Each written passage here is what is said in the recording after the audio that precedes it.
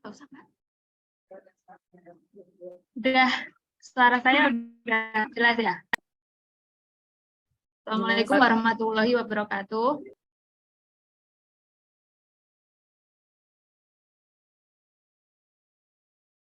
Perkenalkan, saya Disna dari tim BUMD akan menjelaskan survei statistik keuangan BUMD mengenai pencacahannya. Mungkin ini hanya merefresh materi aja.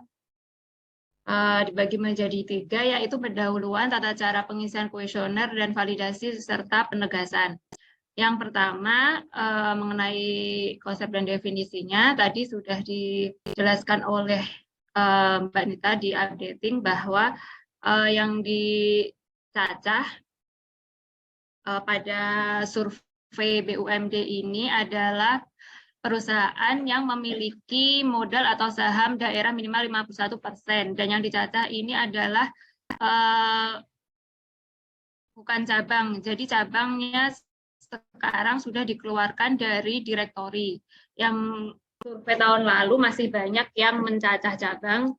Artinya untuk tahun ini diharapkan cabang sudah tidak menjadi cakupan dari survei.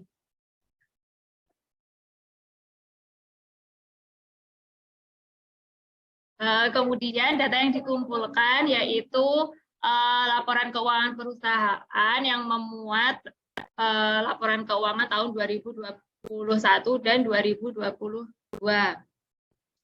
Ini juga laporannya konsolidasi untuk kantor-kantor yang memiliki cabang, jadi itu mohon diperhatikan karena kemarin juga masih banyak yang mengisi kuesionernya, tapi bukan dari laporan konsolidasi perusahaan.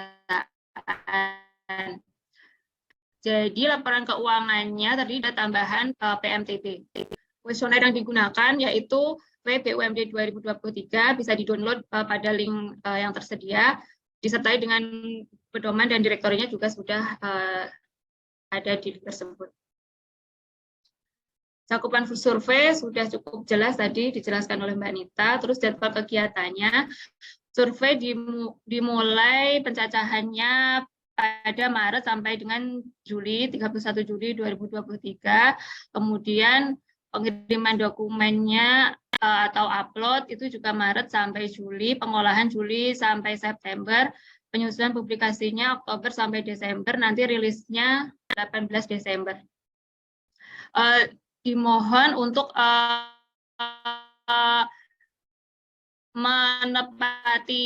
menaati jadwal yang sudah ada, karena pengalaman tahun-tahun sebelumnya pasti pengiriman upload dokumen itu di akhir-akhir, pasti bahkan bulan Desember itu juga masih ada yang mengupload, padahal akhirnya kan jadinya datanya tidak kita olah untuk dimasukkan ke dalam publikasi. Kemudian mekanisme upload dokumen. Jadi pengiriman dokumen ini diutamakan dikirimkan hasil scan dokumennya berupa PDF. Jika terdapat laporan keuangan, bisa dilampirkan, diupload juga di link yang sudah tersedia. Link akan ditutup pada tanggal 31 Juli 2023. Tata cara penamaan dan uploadnya, jenis dokumennya itu disesuaikan dengan nama kabupaten kota, kode kabupaten kota diikuti oleh nama perusahaan BUMD-nya.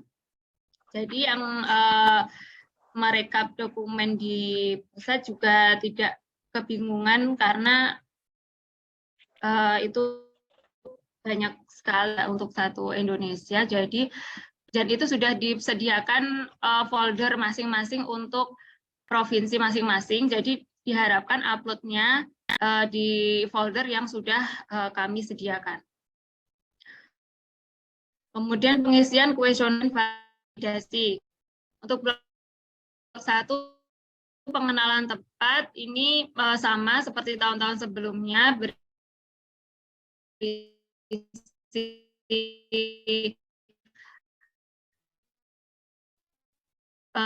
kode provinsi, kode kabupaten kota. Nah, untuk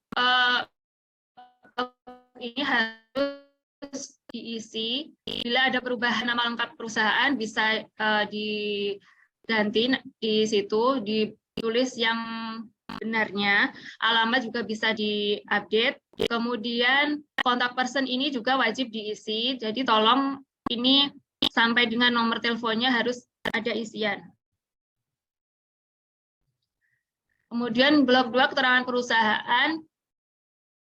Beberapa sama dengan survei BUMD tahun lalu, hanya ada tambahan pada rincian 3, yaitu apakah minimal 51% modal perusahaan dimiliki oleh satu Pemda. Ini tahun-tahun sebelumnya tidak ada. Kemudian tambahan lagi di rincian nomor 9 tentang kenaikan dan penurunan nilai pendapatan usaha, apakah meningkat atau menurun. Kemudian dituliskan, diuraikan apa penyebab kenaikan dan penurunan dari nilai pendapatan perusahaan. Pada rincian 1, perusahaan daerah milik Pemda provinsi atau kabupaten kota harus konsisten dengan presentasi kepemilikan modal yang berada di rincian 2.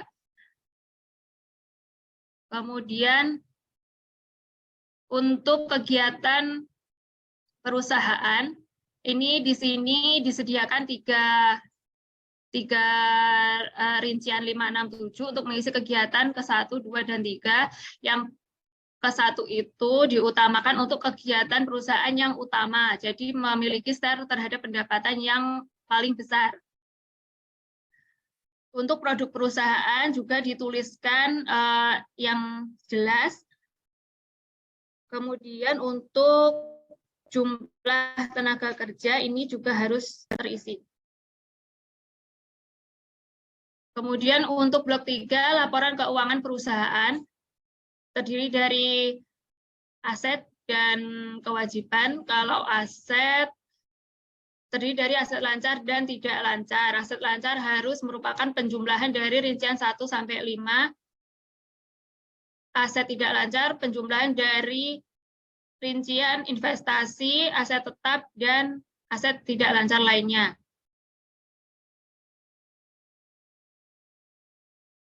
Jadi harus dipastikan bahwa isian yang dimasukkan dalam kuesioner adalah dalam satuan ribu rupiah dan dengan jumlah yang konsisten juga antara penjumlahan antara rincian aset tidak lancar ditambah dengan aset lancar itu sama dengan aset, jumlah total aset.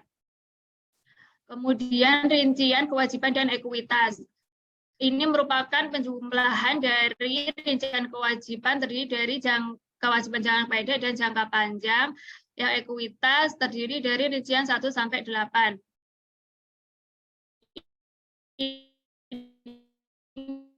Ini masih sama dengan yang sebelumnya, hanya ada perubahan dan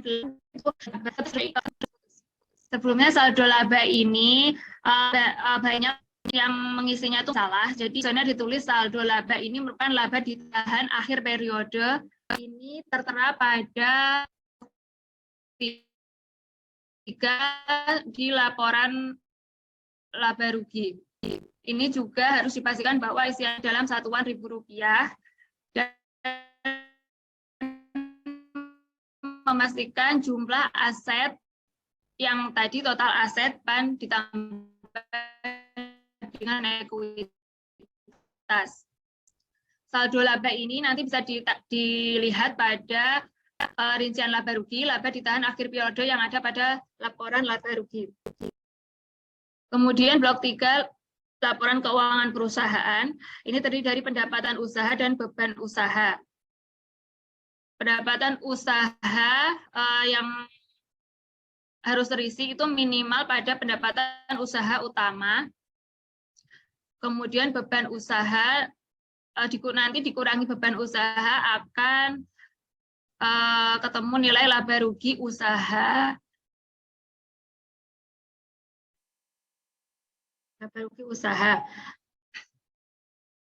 Terus beban usaha ini tadi dari beban pokok penjualan, beban umum dan administrasi, dan beban usaha lainnya.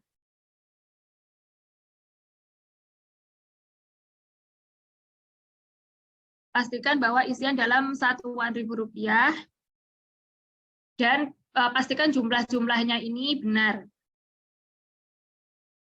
Jumlah-jumlah dari rincian yang ada di bawahnya ini kan misal penjualan harus sama dengan awal dikurangi persediaan akhir ditambah pembelian barang jadi dan dikurangi pemakaian sendiri. Yang bawah juga harus yang rincian beban umum dan administrasi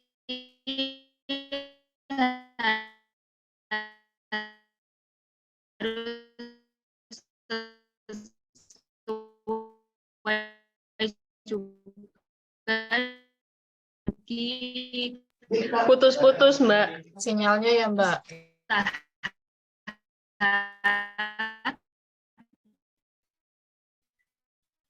Ya, rincian ini, terus yang rincian keangkatan Mbak Disna, mohon maaf suaranya agak putus-putus ya.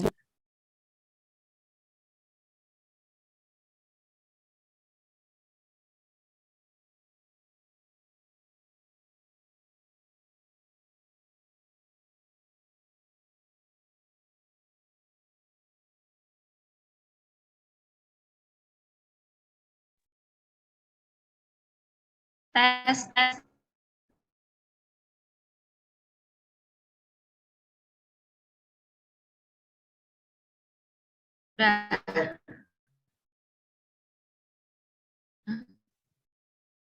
Udah. Oh iya, mohon maaf sinyalnya tidak stabil.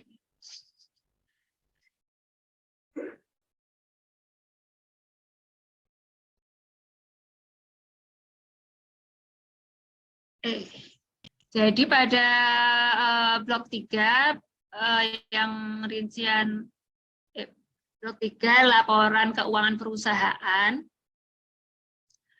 tadi sudah didapatkan laba rugi usaha. Nanti yang rincian 4 pendapatan di luar usaha ini merupakan hasil dari pendapatan di luar usaha dikurangi beban di luar usaha. Laba rugi sebelum pajak ini nanti diperoleh dari laba rugi perusahaan dikurangi ditambah pendapatan di luar usaha. Kemudian nanti dikurangi pajak penghasilan akan menghasilkan laba rugi tahun berjalan. Nah, setelah rincian laba rugi tahun berjalan ini ada rincian laba ditahan awal periode. Ini yang biasanya banyak yang tidak diisi dari dokumen-dokumen yang telah dikirim, bahwa sebenarnya laba ditahan awal periode ini harus terisi. Ini diperoleh dari laba ditahan akhir periode pada tahun sebelumnya. Berarti untuk tahun 2021 dan 2022 ini nanti yang masuk ke laba ditahan awal periode ini yang 10 dimasukkan di laba ditahan akhir awal periode yang tahun 2021.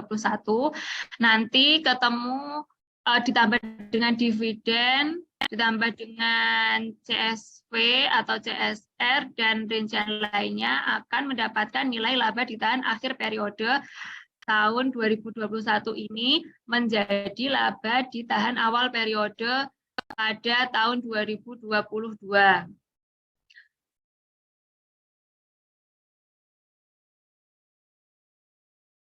Di sini yang ada tambahan rincian 10, perbedaannya dengan yang tahun sebelumnya, yaitu yang ini CSV atau CSR ini, jadi perlu diperhatikan bahwa ada penambahan rincian di sini.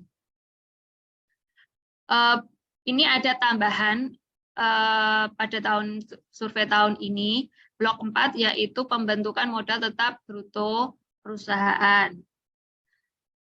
Jadi pada kolom ini diisikan nilai penambahan barang dan modal dari bangunan, mesin dan perlengkapan, kendaraan, peralatan lainnya, hewan dan tanaman dengan produk berulang dan produk kekayaan intelektual. Nilai penambahan barang modal adalah biaya-biaya yang dikeluarkan dalam rangka memiliki dan menggunakan barang modal pada satu periode akuntansi. Pastikan bahwa isian dalam satuan ribu rupiah. Ini juga tambahan yang baru untuk tahun ini, survei tahun ini ada blok 5 pengembangan survei. Rinciannya yaitu media apa yang diinginkan perusahaan dalam pengumpulan data oleh BPS, bisa diisi oleh lebih dari satu, tinggal dicentang pada kotak yang tersedia. Kemudian kritik dan saran perusahaan terkait survei ini dituliskan dan diuraikan secara jelas. Penegasan pada pengisian kuesioner ini yaitu yang masih sering ditemui, yaitu satuan bukan dalam ribu rupiah. Jadi ini tolong sangat diperhatikan bahwa satuan harus dalam ribu rupiah. Yang kedua, dikirimkan soft copy scan dokumen dalam bentuk PDF. Beberapa tahun lalu masih ada yang mengirimkan dalam bentuk JPG soalnya, jadi diharapkan untuk mengirimkan dalam bentuk PDF paling lambat 31 Juli. Menyertakan laporan keuangan jika ada, karena ini akan sangat membantu pengentri dalam mengentri data jika ada kesalahan dalam pengisian kuesioner. Kemudian kesesuaian status kepemilikan BUMD dengan jumlah persentase kepemilikan modal. Ini masih banyak yang tidak konsisten. Misalkan kepemilikan provinsi tetapi ternyata kota lebih besar atau bahkan ada korporasi itu terisi lebih besar, itu menjadi datanya tidak konsisten. Kemudian kesesuaian rincian dan subtotal maupun total.